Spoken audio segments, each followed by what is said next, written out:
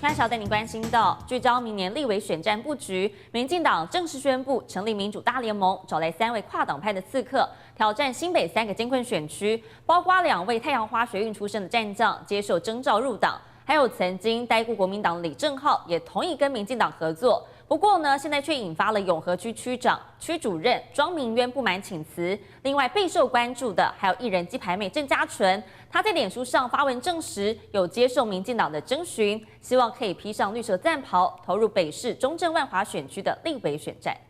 团结一致，挺台湾，挺台湾。手拉着手，民主大联盟首度亮相。民进党主席赖清德找来跨党派战将，直攻对手侯友宜的本命区新北市。希望筹组民主大联盟，都是民进党艰困中的艰困选区。3位都是30多岁的年轻面孔，论知名度最高的，当属经常在政论节目上的李正皓，从中和转战永和，他是国民党培养出道，更曾代表亲民党选立委，这回居然点头喊绿营合作。坦白讲，我蛮意外的。永和上新菜，永和人，今晚你想来点李正皓吗？李正皓喊意外，也选择不挂党籍，但绿营基层更反弹。早就表态争取提名的新北党部永和区区主任庄明渊不满请辞，让党部即未留。至于吴峥跟曾博瑜同是太阳花学运出身，愿意入党参选，分别挑战中和、新店区。我要用我的参选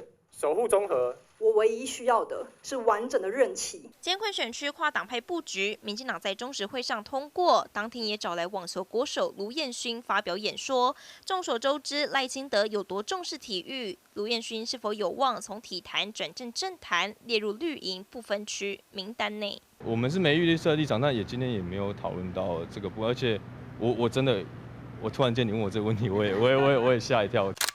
艺人鸡排妹郑家纯也在脸书 po 文，还原被选测会召集人潘孟安征询的过程。他说自己愿意帮忙，外传可能锁定北市中正万华。民主大联盟从各界征才，持续壮大声势。这连胜者肖文生台报道。